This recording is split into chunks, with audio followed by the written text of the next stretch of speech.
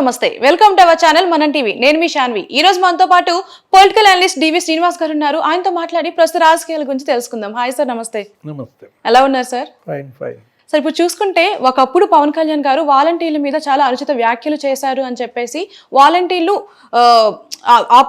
Opposite చేశారనమాట మరి ఇప్పుడు చూసుకుంటే అదే వాలంటీర్ల కేసు మీద క్రిమినల్ కేసు అనేది నమోదు చేసింది కోర్టులో ఇప్పుడు ఈ నెల 25న విచారణకి రమ్మని కూడా అడుగుతున్నారు అసలు ఏం జరగబోతుంది అంటారు ఎలక్షన్స్ ముందు ఇప్పుడు కేసు అది జూన్ 9వ తారీఖు ఏలూరులో అన్నాడా అవును ఏమన్నాడు ఆయనకి ఏదో కేంద్ర ఇంటెలిజెన్స్ సమాచారం ఉంది హోంశాఖ సమాచారం బట్టి మాట్లాడుతున్నాను ఇంతమంది మహిళలు మిస్ అయ్యారు ఆ మహిళల మిస్సింగ్ వెనుక ఆ మహిళల గురించినటువంటి ఒంటరి మహిళలు విడోస్ వాళ్ళ సమాచారం బయటికి ఎలా వెళ్ళిందంటే ఈ సమాచార సేకరణ డాటా చౌర్యం ఎవరు వాలంటీర్ల ద్వారా ఒక ఏజెన్సీ ఏదో నానక్రామ్ గూడాలో ఉంది దాని ద్వారా ఇవి బయటికి వెళ్ళాయి కాబట్టి ఆ మహిళలు అదృశ్యమయ్యారు కేంద్ర ఇంటెలిజెన్స్ హోంశాఖ సమాచారం నాకు ఇచ్చారు అంటే ఈయన వెళ్ళి ఢిల్లీలో అమిత్ షాతో మాట్లాడిన సందర్భంలో తెలిసిన అంశాలను ఆయన మాట్లాడాడు ఇప్పుడు కేసు ఎవరి మీద పెట్టారు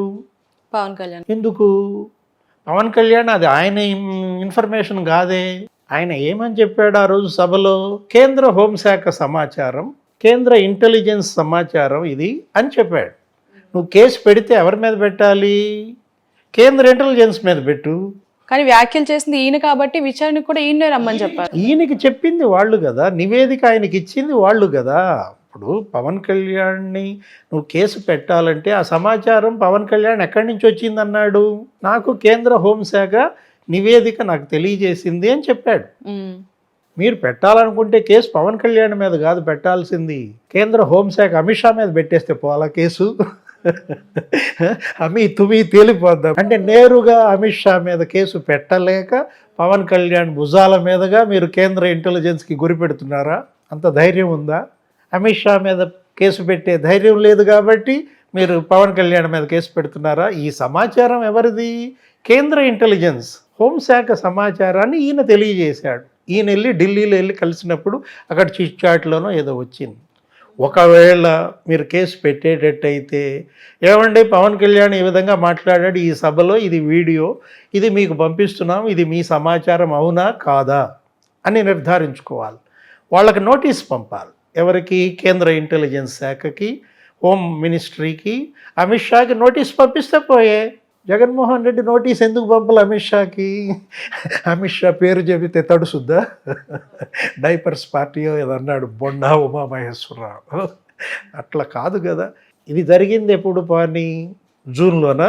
నువ్వే చెప్తున్నావు జూన్లో ఏలూరులో మాట్లాడింది ఇది ఏ నెల ఇది ఫిబ్రవరి ఇప్పుడు దాకా ఏం బీకారు అంటే జగన్మోహన్ రెడ్డి గారు ఈ మధ్య అదే భాష వాడుతున్నాడు పీకుతా ఏం బీకారు వాళ్ళ చెల్లి కూడా అదే భాష మాట్లాడుతుంది అంటే పవన్ కళ్యాణ్ కూడా ఇప్పుడు అదే డైలాగ్ చెప్పాలా ఈ 7 నెలలు 8 నెలలు ఏం పీకారు అని అడుగుతాడా పవన్ అంటే చేసేదానికి ఒక అర్థం ఉండాలి చేసే పనికి ఒక ఇది ఉండాలి చిత్తశుద్ధి ఉండాలి 35,000 మంది మహిళల అదృశ్యం అది వాస్తవమే అని చెప్పి కేంద్ర హోంశాఖే సమాధానం చెప్పింది ఇక్కడ పార్లమెంట్లో చెప్పిన సమాధానం ఇప్పుడు మహిళల అదృశ్యం ఆ ఫిగర్ కరెక్టా కాదా కరెక్ట్ అయినప్పుడు అదే చెప్పాడు అతను మీకు పార్లమెంట్లో ఇచ్చిన సమాచారమే కదా 15,000 మంది మళ్ళీ తిరిగి వచ్చారన్నారు 20,000 మంది మిస్సింగ్ కదా ఆ మిస్సింగ్ ఎందుకు జరిగింది దాని వెనుక కారణాలేంటి వాళ్ళు మిస్ అవ్వడానికి దోహదపడ్డ పరిస్థితులు ఏంటి వాళ్ళ డేటా ఎక్కడికి వెళ్ళింది దీనిపైన దర్యాప్తు జరపండి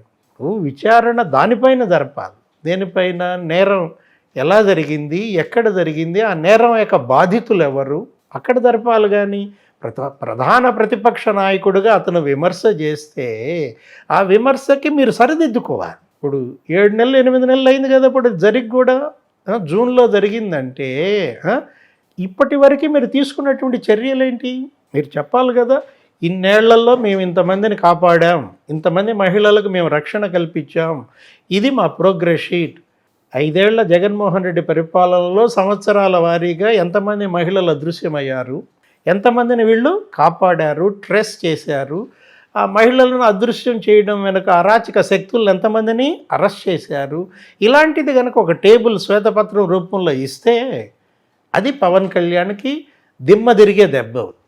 ఉమ్. అంతేగాని ఈ కేసు పెడితే ఏమవుద్ది? రేపు ఆయన వస్తాడు, ఎన్నో తారీఖు 25 రమ్మన్నారా, చట్టాన్ని గౌరవించే వ్యక్తిగా ఒక ప్రధాన ప్రతిపక్ష నాయకుడిగా వస్తాడు, మీకు కావాల్సిన సమాచారం ఇస్తాడు, సరిపోతుంది. ఇది కాదు కదా. ఇప్పుడు ఎంతమంది పైన ఎన్ని కేసులు పెట్టారు?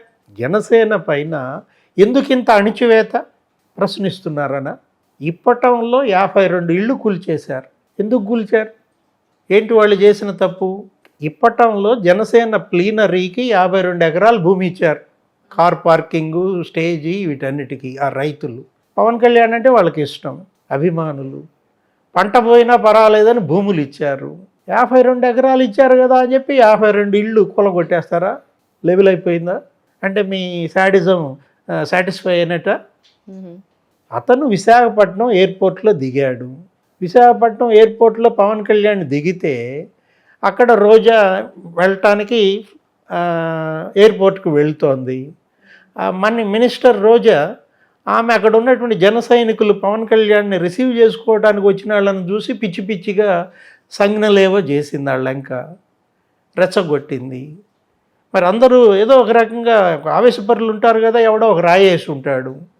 ఏమంటే గందరగోళం చేసేసి ఎయిర్పోర్ట్ అంతా యుద్ధ వాతావరణం నెలకొల్పేసి పవన్ కళ్యాణ్ని బయటికి రానియకుండా నిర్బంధించి గందరగోళం చేశారు విశాఖపట్నం ఆ రోజంతా. అవునవును. ఆయన అసలు హోటల్కి వెళ్తే ఆ హోటల్కి వెళ్ళే దారిలో CP, commissioner of police, deputy commissioner, దారిలో ఆయన కోసం రోడ్డు పొడవుతా ఉన్న అభిమానులను ఉద్దేశించి చెయ్యి కూడా ఊపనీయకుండా ఆ చెయ్యి లాగేశాడు కారులో. ఎవరాయన? అతను ఒక సెలబ్రిటీ, ప్రజాదరణ పొందిన నటుడు. ఇదా పోలీస్ ప్రవర్తన? హోటల్కి వెళ్ళిన తర్వాత హోటల్ నుంచి బయటికి రానిలేదు 3 రోజులు. ఇప్పుడు ఎందుకు జనసేన మీద ఇంత వివక్షత? ఇప్పుడు జనసేన మీదనే కాదు, ఎలక్షన్స్ ముందు ఒకప్పుడు స్కిల్ డెవలప్మెంట్ కేసు మీద చంద్రబాబు నాయుడు గారి మీద కేసు, ఇప్పుడు వచ్చేసి వాలంటీర్ల వ్యవస్థ కోసం పవన్ కళ్యాణ్ గారి మీద కేసు. ఏంటి భయపడుతున్నారంటారా? అంటే 53 రోజులు చంద్రబాబుని జైల్లో పెట్టారు. చంద్రబాబు అసలు గెలుస్తాడని అనుకోవాలా, తెలుగుదేశం అసలు గెలుస్తుందని అనుకోవాలా? వీళ్ళు ఆయన జైల్లో పెట్టంగానే ఇప్పుడు తెలుగుదేశం స్వీప్ చేస్తుంది.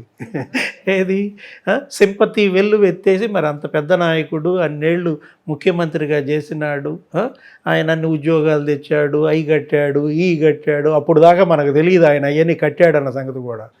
ఈయన పుణ్యం ఆయన జైల్లో వేసేసరికి చంద్రబాబు చేసిన డెవలప్మెంట్ అంతా కథలుగా నువ్వు చూసావు, మనం చదివాం. ఏది ఔటర్ రింగ్ రోడ్ హైదరాబాద్లో కట్టింది ఆయనే, ఇంకెక్కడో ఈ శంషాబాద్ ఎయిర్పోర్ట్ కట్టింది ఆయనే, హైటెక్ సిటీ కట్టింది ఆయనే, ఉద్యోగాలన్నీ ఇన్ని ఇచ్చాడు. దేశ విదేశాల్లో 70 దేశాల్లో అంట అందరూ చంద్రబాబు కోసం ధర్నాలు, ఆందోళనలు. హైదరాబాద్లో కూడా మనం చూసాం కదా. అంటే ఏంటి, ఒక రకంగా జగన్మోహన్ రెడ్డి చేసిన తప్పిదాలే తెలుగుదేశం జనసేనకి వరాలు అవుతున్నాయి. ఇప్పుడు ఈ కేసు పెట్టావు పవన్ కళ్యాణ్, ఏం జరుగుద్ది? ఇప్పుడు దాకా పవన్ కళ్యాణ్ ఒక 20 సీట్లు గెలుస్తాడు అనుకుంటున్నాం, రేపు 40 సీట్లు గెలుస్తాడు అన్నమాట.